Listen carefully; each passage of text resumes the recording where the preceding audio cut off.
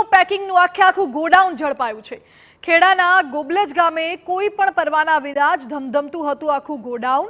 મૂળ ઈનો કંપનીના અધિકારીઓને આ અંગેની માહિતી મળી, જેથી બાતમીના આધારે અમદાવાદ સાયબર ક્રાઇમ અને ખેડા ટાઉન પોલીસે સાથે મળીને દરોડા પાડ્યા।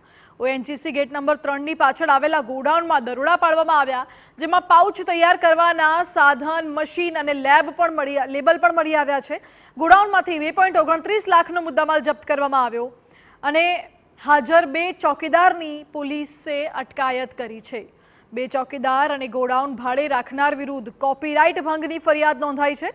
3 લોકો સામે ગુનો નોંધી વધુ તપાસ હાથ ધરવામાં આવી છે।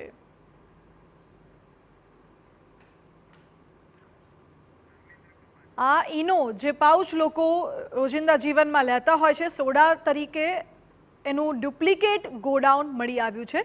વધુ જાણકારી આપી રહ્યા છે સંવાદદાતા ધર્મેન્દ્ર। જી ધર્મેન્દ્ર। માનસે વાત કરવામાં આવે તો છેલ્લા 1.5 વર્ષની અંદર ખેડા જિલ્લામાંથી ડુપ્લિકેટ હળદર, ડુપ્લિકેટ મરચું, ડુપ્લિકેટ ઘી, ડુપ્લિકેટ તેલ, ડુપ્લિકેટ ઈનો સતત આ પ્રકારના ઘટનાઓ સામે આવી રહી છે। વધુ એક ઘટના ખેડા જિલ્લાના ગોબલજ પાણસરી રોડ પરથી આવી છે, જેમાં 1 વર્ષ પહેલા પણ ખેડા પાસે એક જગ્યા પર ઈનોનું ડુપ્લિકેટ પેકિંગ ચાલતું હતું।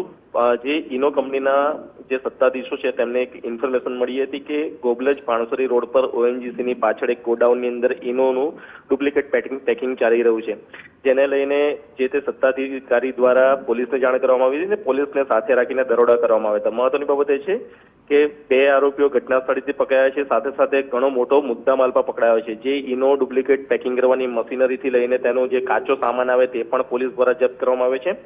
જે વ્યક્તિની જમીન હતી તેની સામે પણ ગુનો રજીસ્ટર કરવામાં આવ્યો છે, તેની પણ અટકાયત કરવામાં આવશે। સાથે સાથે જે 2 આરોપીઓ અત્યારે પકડાયા છે, ભગવાનદાસ પાટી અને સૂર્યપાલ દુર્વે, આ બંનેની પોલીસ દ્વારા અત્યારે તપાસ હાથ ધરવામાં આવી છે। જી ધર્મેન્દ્ર, આભાર આપનો। એટલે હાલ તો પોલીસે 2 ચોકીદાર સહિત એક શખ્સને ઝડપી પાડ્યો છે અને આગળની તપાસ હાથ ધરી છે। તમે પણ ચકાસી લેજો કે ક્યાંક તમારા ઘરમાં આવતો ઈનો અસલી છે કે નકલી।